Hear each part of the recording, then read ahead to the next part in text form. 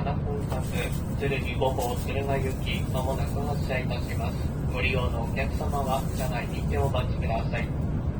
自由席は後ろより1号車と2号車です。終点の敦賀まで各駅に停まります。富山を出ますと次は新高岡に停まります。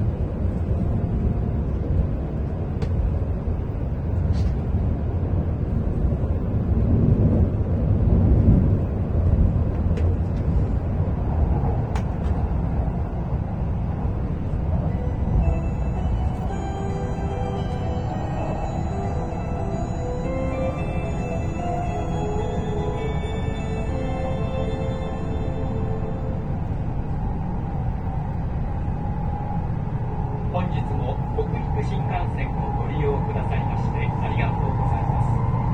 この電車は鶴見敦賀行きです。列車の到着時刻や運行情報は JR お出かけでまたは JR 西日本学園ウェスターからご確認いただけます。次は新高岡に停まります。車内は電気トイレを含めましてすべて禁煙です。お客様にお願いいたします。携帯電話を使用の際周りのお客様のご迷惑となりませんよう電気および車内への危険物の持ち込みは禁止されております。不審なものや行為にお気づきの場合は乗務員または駅係員までお知らせください。また客室の自動ドア付近に SOS ボタンを設置しております。緊急事態には SOS ボタンを押して乗務員にお知らせください。